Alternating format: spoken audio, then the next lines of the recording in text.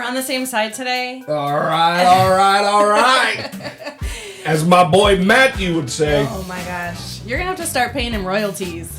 You keep saying that. It's 6:12 somewhere, and you know what that means. That means we're on the same side, and so we have guests. It's time for the E612 show. That's right. Sit back. Oh, wait, did I take your line? We got a good one today. Yeah, it's a good one. You're one for the books. You're going to want to stick around. You're going to want to keep wherever playing. you're listening at, don't go Yeah. anywhere. Mm-hmm. This is the one you don't want to miss. That's right. Shout out to Vibra Radio and all of our international listeners. Thank you for those of you that are in-house. That studio audience. We only get So a couple loud. tickets for that. Yeah.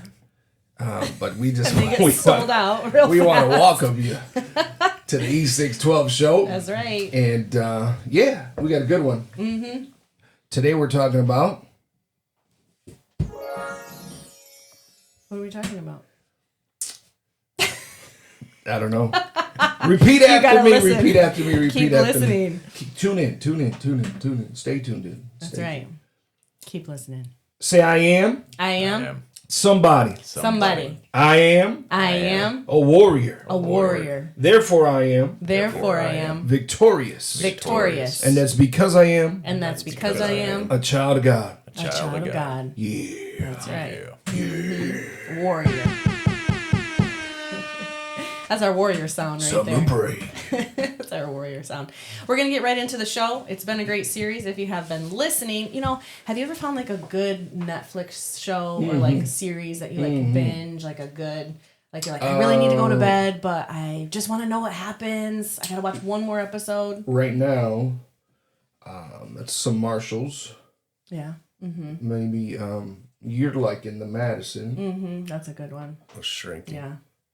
You like that one? Shrinking. Mm-hmm. Yeah. Shrinking. That's funny. Yeah. That's a good show. That's Yeah. funny. You can't talk until we introduce you. Like, Just kidding. we're like, the viewers are like, who's that? Wait a minute. What's going on here? So it's kind of like that, right? So these videos, these on YouTube or on podcasts, are like a good series that you can just binge. Like, okay, the home buying process. I watched the first one. That was with Jeff, learning all things real estate, right? Yeah. Talking to an agent and then talking to a lender and sort of learning that. This is and then, better than HGTV. I know. This is like better than any series, I think. And then we had, after that, we had Do an you know what it inspector. stands for? I just found out yesterday what HGTV is. Garden. Home and Garden. Yeah. Dumb name. You know why? Because isn't it from the magazine? Home and Garden? Yeah. I don't know if you know. You Oh, probably, maybe the magazine came first? yeah, it's like the same company. Or maybe the... But it sounds better. But to they say don't have... There's HGTV. no and G. So it's really Home Garden So you would say like H&G. So that's why I said it's kind of... Technically. Yeah, it's technically... Yeah. So it's kind of dumb. Yeah. I'm sorry, HGTV. It's okay. We're not sponsored by them. Well, you won't. We won't be I down. guess they'll never ask us. But if you haven't listened to any of the episodes Home of this Garden series, Television. go back and listen because it's a good series to binge. If you're buying or selling your home, go back and listen. This is a good series, right? So last time we had an inspector. Inspector Gadget. We had an inspector, and this time we are going to talk about appraisals, and we have an appraiser expert. I don't know if I can say expert on the show. Expert. But anyways, first of all, let's introduce the master of ceremonies, Mr. Jeff Burke. Can you please introduce yourself? Thank you again. Yeah. So, Jeff Burke, eXp Realty, been licensed going on 29 years. We sold over 1,200 homes in the last 5 years alone. Do it at a very high level, very professional level. We cover about 3/4 of the state of Michigan right now. And one of the things I wanted to do with this series is to educate buyers throughout the process of A to Z, right? Yep. And not just say it, but bring in the professionals that I surround myself with. And I know we'll introduce our guest here, but he's in the upper echelon, top 1% of, just amazing knowledge, amazing family, amazing everything. So You've had some pretty great people that you brought in, I have to say, some top notch. You got a great circle of people that you work with.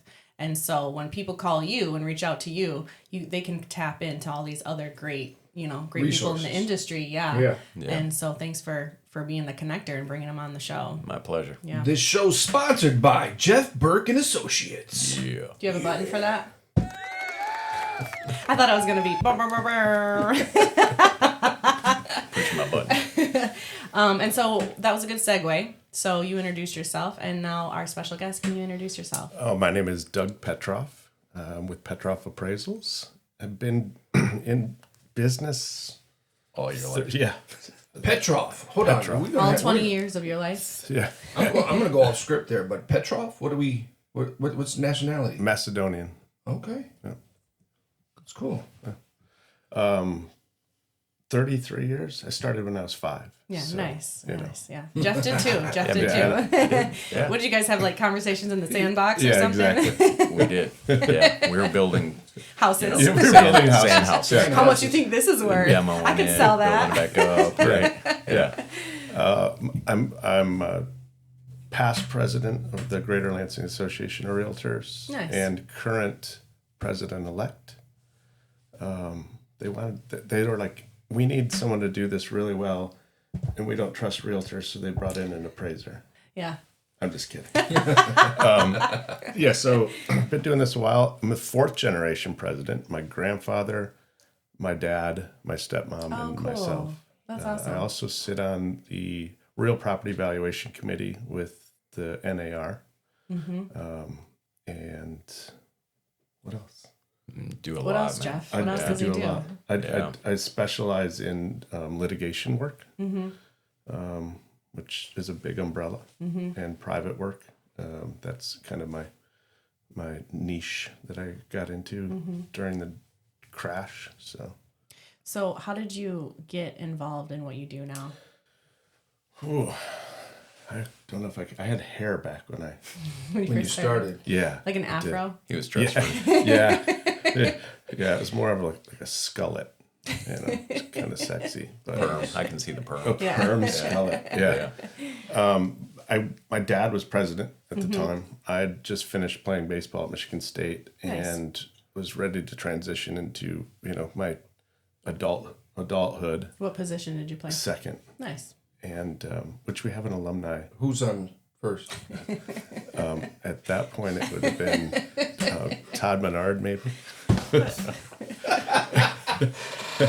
Oh, that's a good one. Yeah, Come on, man. That was good. That was That good. was. Yeah, all right. So he needed some help. He was getting buried, and he was the president of the board. He had, we owned an office. So you were building. at Michigan State at the time, or you just graduated? I had left Michigan State, Okay. and I was. So I went to Grand Rapids for a minute, lived there, started working for a company there. It was an appraisal company, ironically, a friend of my dad's, and I was just like the gopher boy. Back when you had to drive to municipalities to get the information and go out and like do all the grunt work. And you had to use an actual map Yes. Yeah, map book. And you had to walk there. Yeah, you in the had snow. both ways up. No shoes. Yeah, those Yeah, days. yeah. Uphill both ways.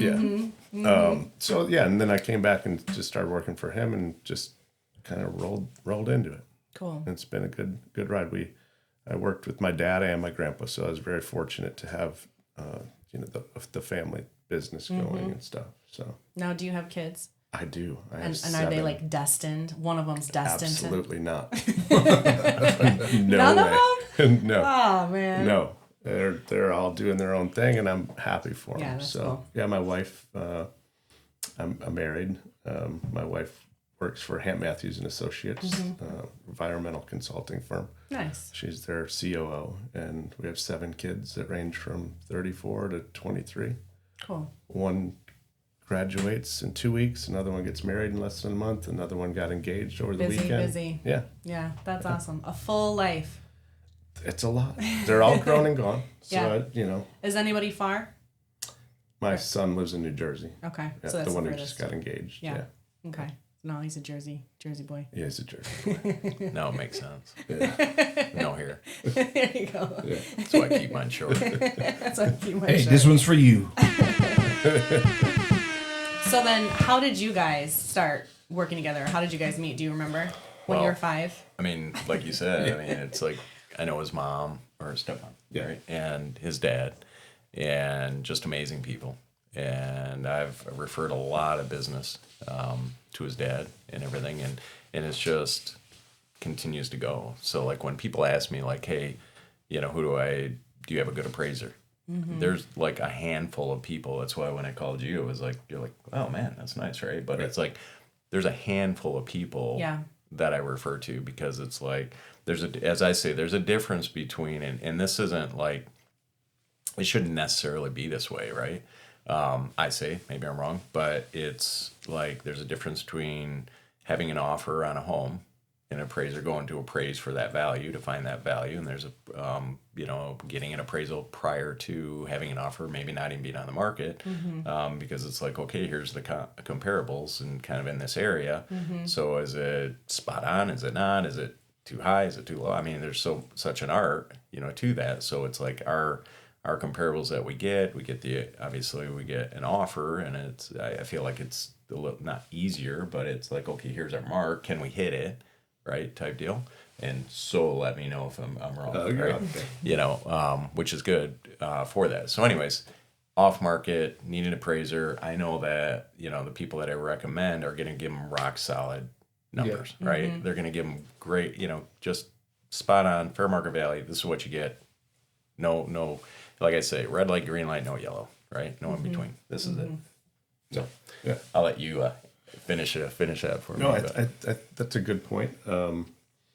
We all kind of do the same work, right? He's doing a CMA, I'm doing an appraisal. They're a touch different. We're looking at the same comps. And when I say comps, I mean comparables for those that might not understand that. Our market's not that big. It's not saturated like a big city market where you have thousands of comps to choose from. So the pool, when you're looking at, a little ranch on this road somewhere with an acre, is smaller than the entity of all Grand Ledge. Right? And so you're looking at specific products, like a ranch that looks the same, quacks the same. Pretty similar. Yeah. And so you narrow that down a little bit, and now you have a better idea of what that value is going to be based on interior conditions, improvements, exterior conditions, your location, your setting. I mean, there's a lot of variables that go into what we do in terms of looking for that product. So yeah, I'll just say, and I learned a lot, right? A lot of realtors, which it blows my mind because they've got a large team, but it's like they'll just use like a certain like RPR or which are like okay, put an address in and it kind of gives you a value, right? But it doesn't know all of the updates and all the amenities and all of those things. So it's kind of a generic number. A lot of realtors go out and just use that number and say, this is your number, right? But I learned a lot by saying, okay, seeing the appraisal, seeing how the appraiser broke down and adjusted for square footage and bathrooms and full bath, half baths, basement, walkout, deck. I mean, all of these things that it's like, okay, all of these come into play just as much as how you search for like, okay, keep it close and then expand out type deal, right? So learned a ton just by looking at the appraisals and putting calls into the appraisers to say, hey, can you walk me through how you did this, right? For it. So I mean, I think we all learn from each other as we go along in life. Yeah. And that I get calls all the time. I just got one on the way here from somebody looking to purchase an Airbnb and like, how's this going to work? So there's always something, that we all can learn from each other. Yeah. And especially when you start getting into really complex, properties, something that might be like you don't have a comparable. Yeah, for. exactly. And I get those calls all the time. Hey, can you help me for that? How do you do that? I have a dartboard. And just make it up. I throw the dart, and that's what you get. That's a good process. Anybody can do that. Pretty quick and easy. Anyone can be an appraiser. Yeah. Let's dumb it down. All right. For the average person. And back it up. For the home buying process. Yep. Yeah. Why do I need you? Who are you? Why do I come to you? All that kind of good stuff for somebody that's trying to figure this out. Even you say comparable. What does that mean? I would even back it up to like Jeff, right? So Yeah. like we want to sell our house. Okay. So we would call Jeff and say, we think we could get $1 million for this house. What do you think, Jeff? And then you come in, and then what happens? Yeah, so what I do is exactly what the appraiser will do. We'll search out the multiple listing service. We'll search out, some maybe not on market that were, for value. I'll try to find the closest comparable. As I say, you compare apples to apples, ranches to ranches, 2 stories to 2 stories, and so on, right? Trying to find a like. And then keep it in a range of a square footage. So I run all of those comparables, and then I bring it, to the homeowner, and I say, okay, here's what fair market value the empirical data states, right? Not me making up Not the your market. opinion. Yeah, not my opinion, but here's what the empirical data states is fair market value for that. And then so I educate you guys. We put it on the market, and then we go full blown marketing. We get the offer. And then once they go through the stages that we just said, that we've been doing over the last few weeks of the series, obviously you got the realtor, you get accepted offer, do the inspection, and then boom, now it goes to the appraisal, right? So I'll let you kind of take over. Yeah, usually ordered from your institution, whatever financing you're going through, and we basically come in, and the process can vary in terms of size of the home, how complex it is, in terms of the time that we're there. I would say, anywhere from like a low end a half hour to an hour and a half or so, depending on the property. And then we take our data that we collect there, pictures, forms that we jot down notes, take measurements, and take it back to our computer and do exactly what he did with finding comparables, and then tweak our adjustments in terms of like And comparables are like properties or as in the area. Yeah. And what they sold for. Yeah. And so our MLS will show, square footage, age, room count, pictures, hopefully. They don't put pictures, and I'm not very happy. So we get to view the other house that we're comparing the subject to, and kind of have a better idea of why this sold for that price, the amenities that it has, the improvements, and how those compare to that subject. Yeah. So you could be in an area and think my house is worth $1 million, but compared to the houses around it, nothing's selling for $1 million. So reality is different. Reality is usually when Jeff calls me and says, "Hey, my client thinks it's worth $1 million." I'm telling him it's 700. Can you be the bad guy? Yeah. And I'm like, sure, you have to pay me for it though. Yeah. See, but that's key right there, because it's really about the realtor that you choose. Because they could say, "Oh, well, you say it's only worth 700. I really think it's $1 million. I don't know. I'm going to find a realtor, right, that will tell me it's worth $1 million, maybe even put it on the market for $1 million. And now I'm disappointed because it's not selling, or, now it's on the market for a while. So people are like, what's wrong with it? Like that. I think that's the biggest success in selling your home is the realtor that you choose, because you have to have someone educated that won't just, "Oh yeah, you think it's worth that? Okay, that sounds great." Like, not a yes man, right? Yeah. Because however it's priced, especially in the market today, if it sits on the market for a while, everybody is like, what's wrong with this house, right? Yeah. So you really have to price it right.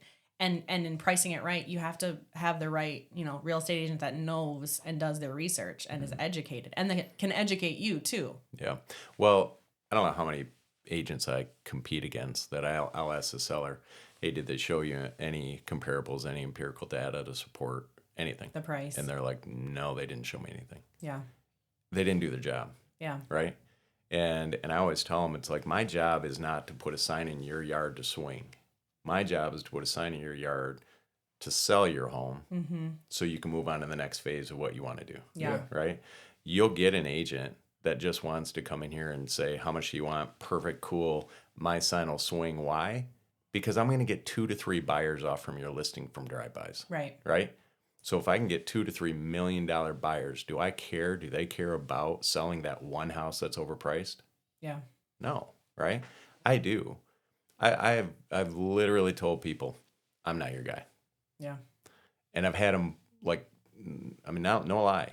I'm in my car and they're knocking on my window like, you're my guy. And I'm like, no, I'm not your guy. I can't get that. Is that like reverse right? psychology that you're using? No, I'm just not there I'm to just kidding. disappoint Yeah. people, right? That's good. Yeah. I always That's good. tell I always tell people it's Yeah. like I'd rather be your second or third realtor than the one that just takes a listing and doesn't sell it, and then Yeah. you forget our conversation that I told you it was worth $700,000. Yeah. And now I'm the bad guy. Right. Right.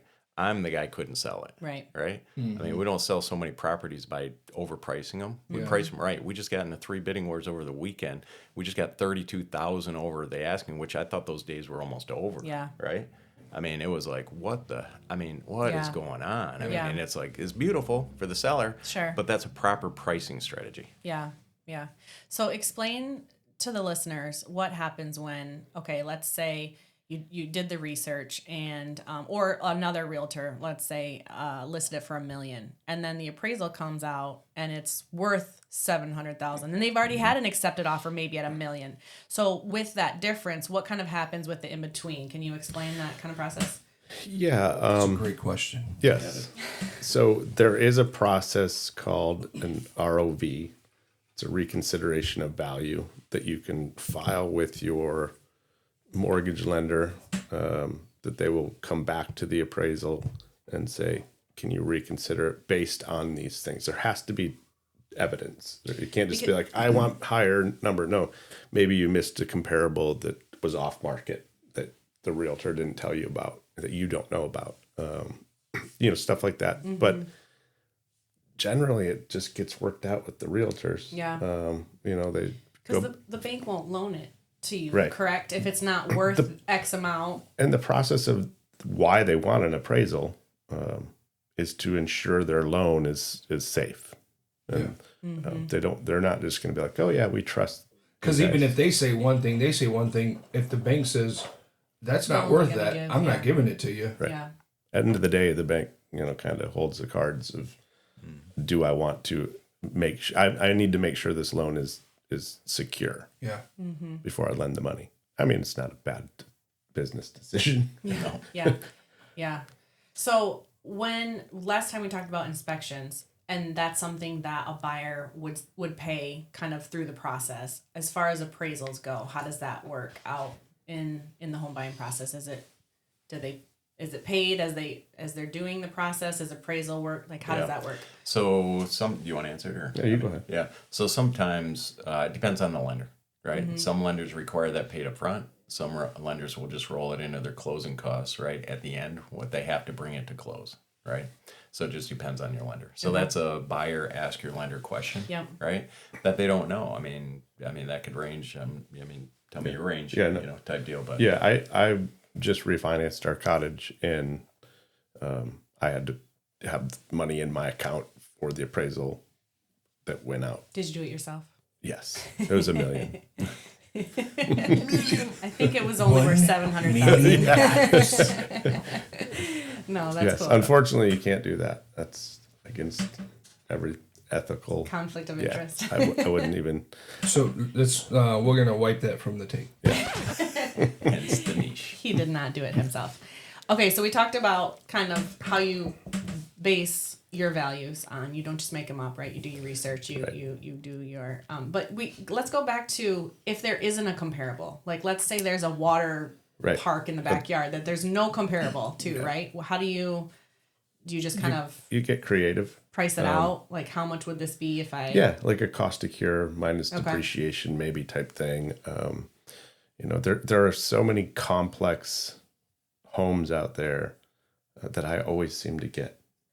I think there's like 2 of us that get the worst house on the block. And it's Or the you. one you're driving up to and you're like, please do not be that one, the geodesic dome home. It's that one. And you're like, there it is. Great, thanks. Couldn't be the ranch right next door. Yeah, You know, it's gotta be the it's igloo. it's a geodesic dome home on 80 acres with a riding arena and all sorts of stuff. Yeah. Those are the ones that get tricky. Yeah. And so you have to get a little creative or go outside.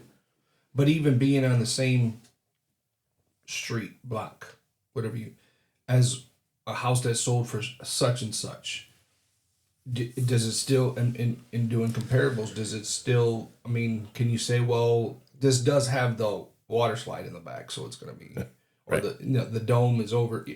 Can it still be that, or no? When you look at it, it is where you are. It is the area. No, you can get. It depends on your lender. One depends on what kind of type of work you're doing. I've gone, 30 some miles for a comp, or further. I think I went to Chicago for one because it was a very specific home. So there's just different. You can be creative in terms of one, how far out you go, two, how far back you go, and that's I think where some people miss the boat is I can't go over 6 months. Why? Nobody tells you can't. And I get this from realtors all the time. I can't find a comp. Did you go back in time? Yeah. And they're like, well, no, I can't. I'm like, why can't you? Yeah. There's data that proves it. And the time adjustment, the data sale adjustment, probably the easiest to prove because it's data. It's happened. It's you can show for the Grand Ledge market where we're in how much appreciation per year based on MLS findings. Yeah, I'll go back a year, and then if I can't get those, I'll go back even longer to try to see if there's anything in the subdivision to see if it supports and where that was at, and then I adjust for appreciation. Yep. Right? Exactly. And make that adjustment and find great comparables, and then I've got to go in when I justify it. You guys have heard, I mean, how I've justified everything, right? But everything needs to match and come into one to make sure that I feel confident about that price, right? For it. So, question for you though. Yeah. I don't know if you guys got a question. Yeah, no. But like lakefronts, river, right? Water, right? I mean, you got to find lake properties. Everybody's lakefront property right now. Well, they are. Yeah, some of them are having insurance claims right now. We went by one the other day, and their property value just went up to 30,000. So I'm just saying, right? Yeah. So, but a lot of realtors don't realize it's like comparing like lakefront, riverfront. You've got to go out, and appraisers got to go out to find a lake, like you said, going to Chicago, right? Yeah. So you can't just say, okay, here's a house in a sub. Now put that on it. Now you're lakefront. Yeah. And there are different lakes too. We don't live in a community where all lakes are the same. Right. There's some lakes, that have higher values typically, that generate higher values, and most of the time it's because Depending of what on how they're much around. fish Yeah, and how much fish. Yeah. Maybe how. There we go. Maybe how deep the lake is. Maybe the location to the proximity to different things plays into it, because there could be a lake, 20 miles away. We know the ones. The ones I'm talking about. That could vary in big time in terms of values. It just doesn't mean because it's on a lake that's the same one. Yeah. So like Jeff said, going back, because lakefront property doesn't always sell. In this situation, going back a year or 2 years to find a better like product on that lake is better than going 30 miles away. Right. Is that how far you'll go? Is 30 miles your limit? No, I'll go wherever. Like our international listeners, if they flew you to Italy to look at their villa, would you? I'm only licensed in Michigan, so I can't, go and do. I would gladly come for a stay. Yeah. And give you an idea of how much Jeff would pay for it. well, going back to the lakefront, it's also important because it depends on what schools of fishes Oh my gosh. are in the neighborhood. There you go. It's back to the You were school waiting to district. say that one, weren't you? You were just waiting. I was dying to get that say one it. in. You're like, hurry up and finish talking so I can say my joke. Well, and the thing is too is if you get a realtor that doesn't specialize, doesn't know that, I mean, you're leaving possibly hundreds of thousands of dollars on the table. Yeah. Right? So getting someone who knows that product, that market, dives in deep, right? I want to see all that, right? I mean, living in a house, getting the appreciation, doing what you do, that's forced savings, for down the road. When you pull that out, I mean, I just had one of my past clients. He said, "Oh, I'm going to sell it to my neighbor," and he told me how much. It was like 48 acres, 2,300 square foot ranch, 2 pole barns, and he said, "I'm going to sell it to him for this price." And I almost like, oh, you got to be kidding me, right? I'm like, no way, don't sell it to him. Got an appraisal on it. It was $250,000 more than what they had negotiated, and luckily they didn't put anything down on paper, right? But that's their savings. They're in an assisted living now. That's stuff they can pull out, right? You get the wrong person, wrong realtor, doesn't know that, wrong appraiser, whatever, and that's hundreds of thousands of dollars. Yeah. Did they get their value from an online source? We won't mention names. I think they got the value from a neighbor and so-called his realtor who came in, right, and gave him a value. Neighbor wouldn't call me. I got him. Wouldn't call me back, right? Of course. And they felt obligated because they lived next to the neighbor. They thought it was like great deal, no problem, everything else. And, so just so blessed that they ended up getting an appraisal on it. Yeah. Yeah. No, that's good. So going back to talking about basing your values, and I want to talk a little bit about how that kind of paralleling it to us as people, right? A lot of people see what's around. A lot of people compare themselves to other people that are around them, and that's where they're getting their value. And I want to just talk a little bit about our value is in Christ. Our value is who we are in Christ. It's not about, so many people are depressed on social media. They're seeing these great lives. Anxious. They're seeing, man, I wish, my marriage was like that, or I wish I had a lake, a lakefront property, or I wish I could go on vacations. And there's so much pressure and stress on us as people because we're comparing ourselves to those things around us, right? I mean, I know this is a little bit of a comparison to, we're kind of what we're talking about is comparing houses, but I feel like people do that so much nowadays because you're just always scrolling, you're always on your phone, you're always looking at social media. And instead of seeking our true value in God and who he created us to be, you got to put your phone down. Yeah. Put your phone down, turn it off, turn off social media. We get so caught up in trying to be our neighbor that we forget to live our own lives. And then sometimes we get to live our lives. It just is like, oh, well, this is not as great as their life, And so I think that's an important thing to remember as we're listening to the home buying process, but also spiritually Your speaking. worth is in Christ. Yeah. And not in what you have and Or what you do. or what you do. Stop scrolling, stop comparing yourself, stop, it's easy to do. It's easy to get caught up in that and oh man, they got this. Oh man, they're doing this. Oh man, they're and I think that's a good point. Yeah. FOMO. Yeah. Fear of missing out. Yeah. Yeah. Yeah. Yeah. That's why sometimes I don't even I'm bad at social media. My wife, if she was sitting here, she would agree. I don't take my phone to dinner. Yeah. 90% of the time, unless I'm waiting for her, because then she might text me and be like, "I'm going to be another half hour." I don't take my phone to dinner. I don't want to. I want to have conversation. First of all, wherever you go, there's 1,000 TVs anyways, right? So you're like stimulated, overstimulated. Yeah. I'd rather have a conversation or just sit quietly and enjoy my meal Yeah. and not have that temptation of being on your phone.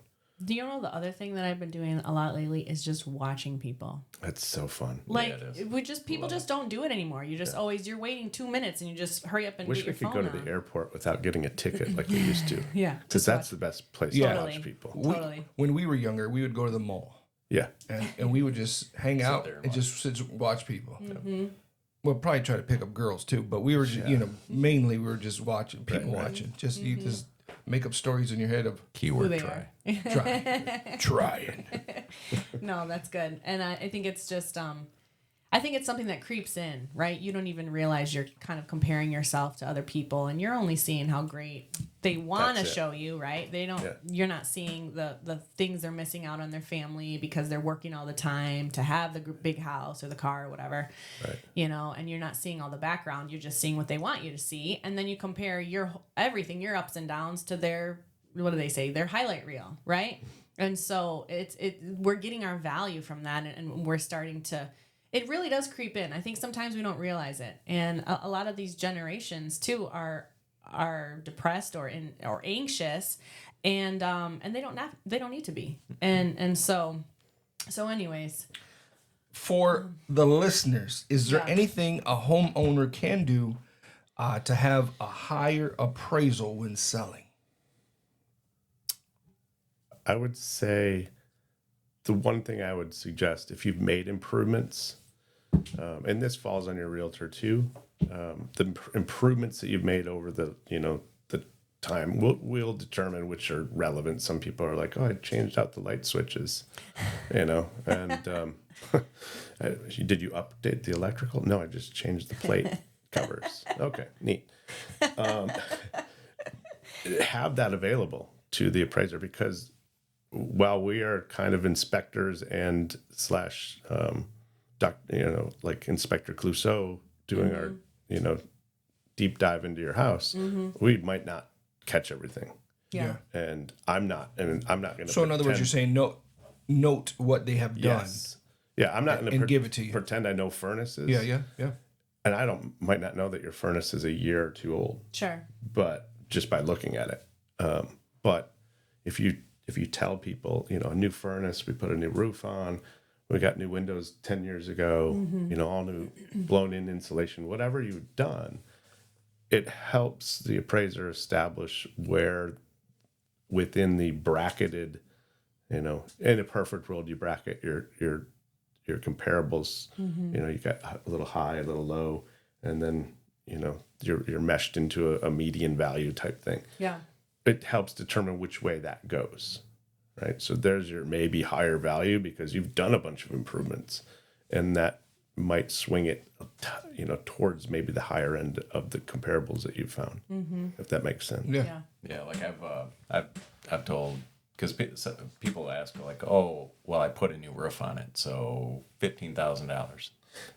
Zillow says it's worth this, whatever. Yeah. And now it's 15,000 more. Right? Yeah. It's not not getting swayed that way, right? No. Because a house has to have a roof. A house has to have a roof, Right. right? They do. They have to have a furnace, Right. right? So it's I like bought a house the with no age of furnace. it. What I tell sellers is that you're going to get the value out of it, where buyers aren't going to take the price down, appraisers aren't going to take the price down. They're actually going to give you top value, top dollar, because it has been updated. Yeah. Right? Kitchen's been updated. You got granite. The bathroom's been updated. Whatever. You can compare to a different, type of home, right? That has been updated, maybe type thing. Yep. So. And I'm going to go back to that online, valuation system.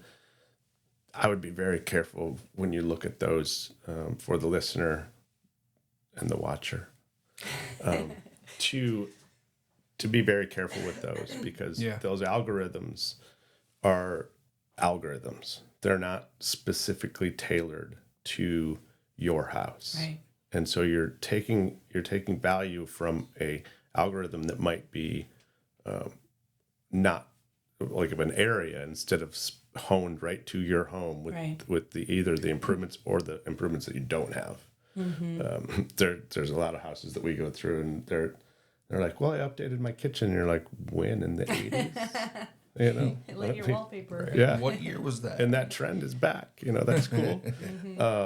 So I would be very careful when you look at those. They're good for a tool to just kind of get an idea. But it's. But don't set your heart on Yeah, it. exactly. Yeah. Yeah, and that changes daily, Yeah. right? As people, oh, my house went up $5,000. Yeah. No, Yeah. house just came on the market that was a larger price. Yep. Average it out a square footage, and boom, it kicks it across the board. And now your value went up every day. That's why it goes up and down, right? And we're looking at a time in our history where we have very little homes on the market. We're we're lacking single family residences, and so this is where prices are being driven up, is there's no inventory. And so when the balance of supply and demand is off, something's going to give one way or the other. Right.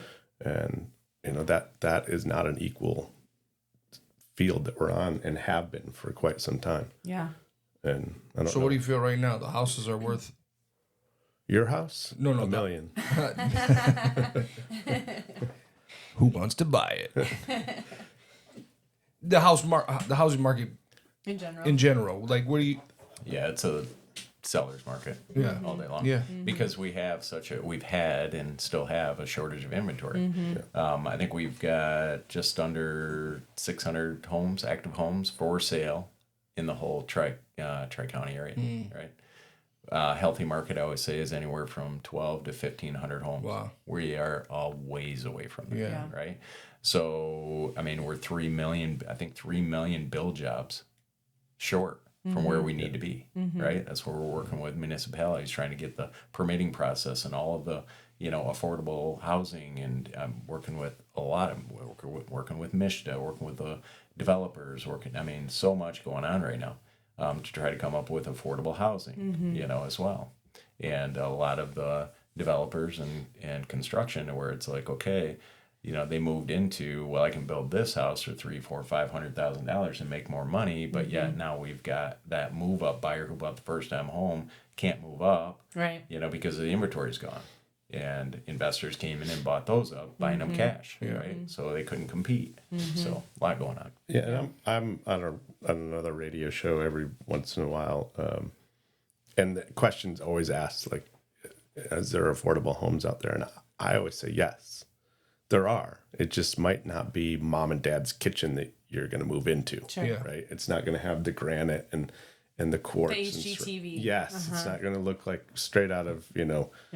Chip and Joanna Gaines' handbook. Sure. It might have to have some love to it, Yeah. but there's still affordable homes out there. Yeah. And our first-time home buyers, the age is getting up there in terms of that. My kids are all 20s, early 30s to own a home. Now granted they're maybe not in that market ready yet, but I don't think a lot of them are ready for it. Yeah. They're first of all, you're going to either, unless you're putting 20% down, Yeah. you're going to pay PMI, and there's another bill, and now you got taxes, and you got all sorts of other things that come with owning a home. That I'm going to say my son just bought a house in Jersey. He's finding out that there's more to it than just owning a house. There's yard work, there's this, there's that. It's a lot of work, Yeah. and it you better be ready for it, Yeah. because it It's a big I own 2 commitment. homes, and that's now getting to be where I'm like, whoa, Yeah. I got to mow a yard here and then go up Yeah. north and mow. Yeah. Yeah.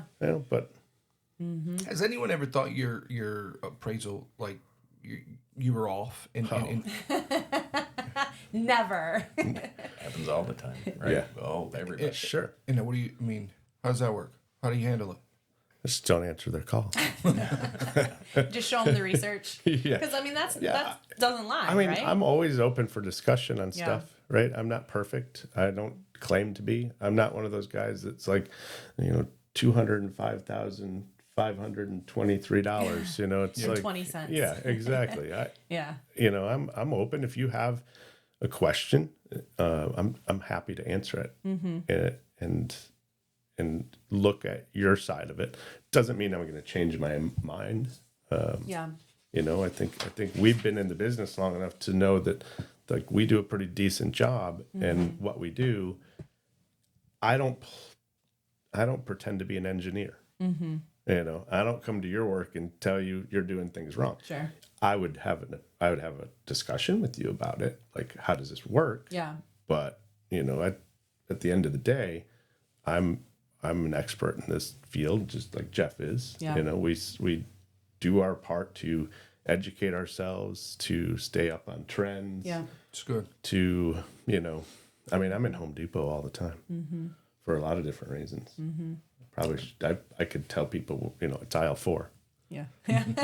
About halfway down the lower. Anything else you want to share in this line of business? We're coming to a close here pretty soon, but anything any stories, anything you want to give us, anything that we missed out that we didn't talk about? I don't think I can tell a story. I should write a book.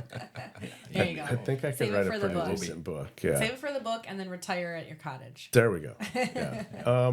I just think, like, people getting into this business, what we're seeing, the median age of appraisers is older than me, and that's pretty old.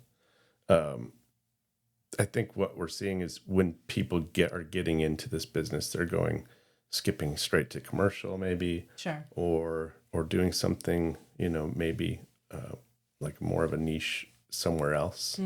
We're not getting a lot of people coming in. It's pretty hard to get into this business. It takes a lot.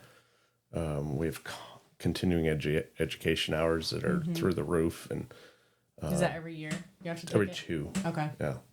Okay. And so it's just and like we were talking earlier about new forms coming out, a lot of data mining type stuff. Yeah. Is this profession going to be around in that capacity with AI and stuff Sure. like that? Yeah. Coming online. So it is a little bit tricky right now. Yeah. But I think realtors, they're safe for a minute. Not going to replace a person, right? As I say. Yeah. Yeah. Yeah. Question for you. I don't know if we have time. We got time for one one question. more. What is your take on barndominiums? We were having this discussion earlier. Were you? Yeah. We just talked about that before. I get it all the time, so I want to Yeah. put that out to Can you explain what that is first to the listeners? well, I mean, it's a pole barn house, right? Yeah. So it's all a barn. open Yeah, it's concept, all open. right? It's part of it is closed off residential, but I'll let you kind of dive into it, right? It's basically like, say you have a 40 by 60 pole barn, your first 24 feet of that maybe is your garage. Then you enter into your house, you have a little side porch. You can break it out, put partition walls. But you could have a big vaulted open concept area. Usually they're done on slabs, because but So there's no basement. no basement. I have seen one that had a small basement in it. Heated concrete floors. You can either put flooring over it. You can leave them concrete. You can polish them. So it's real trendy right now. Usually, yeah. Do you think it's just a trend, or you think it's going to be a while? I think it's a really good concept. Yeah. We were talking earlier. I think it's a good concept. Oh, it's a great concept. Yeah. The problem is, and that's what I want you to answer, is that it's hard to get financing on them. Is what I've been told. There's a few places around that are Why? good lending on them. because there's not enough comparables yet to compare them of like product, the is what value. I've heard. So that's why I want to get his opinion. I have a ton of them because I've done a lot of them, but most of them are So build just jobs. call him. Yep. Call Doug. But most of them are new construction. If they haven't sold, I can't Sure. base it on that. But I will say they're they're a great concept because most of them are built 2x6, so you have a big amount of insulation in them, in floor heat. I mean, there's a lot of concepts, and you're taking out foundation. I mean, you are putting a slab in. What are those kind of homes going for? It depends. Some of them are real pricey. Yeah. Yeah, it just depends on how much you're going to put into it. Yeah. Yeah, it's a great value. I mean, depends on how you build it, how big you build it. I mean, people are building Taj Mahal barndominiums, right? Beautiful, right? So getting that data is priceless, right? Knowing the lender. I mean, I'm about ready to say, call me if you want a barndominium. Now that I got Doug, I know there where you to go. go, right? Yeah. Call either of us. We Jeff? know a lender But I who do gives. Sounds like a new team just formed. Builders, right? But that's the team, right? Yeah. It's like, let's get the team and let's go build barndominiums, and then it all depended on the municipality if they would allow them or not. That's right. Yeah. So yeah. So kind of like how famous people, they put their names together. So like you guys would be deaf. Ooh, that's too close. Yeah. Oh man. Jeff and Doug. Yeah. Was that a dad joke? I guess Oh it's better man. than Jug. There you go. Jughead. Listen, All the right, it's been a producers good are show. asking for us to wrap it up. Roll it up. Wrap it up. All right. Thank you guys so much for taking the time to be on the show. As they do in Appreciate you wrestling, guys. holding up the pencil. That's what they do in wrestling? Yeah. Means What does that wrap mean? it up. All right. We're wrapping it up. But Thank you guys that's so actually much a for being pin. on the show. Thanks Thank for your you. time. Listen, this has been the E612 show. If you don't know how to buy a house by now, Yeah. I don't know what you've been listening to. Uh-huh. Thanks a lot for Jeff Burke and Associates. Doug, how can they get a hold of you, my man? Petroff Appraisals website, or Call Jeff. get a hold of Jeff. And Get a hold of he's got Jeff my and he'll digits. get a hold of Doug. Warrior out.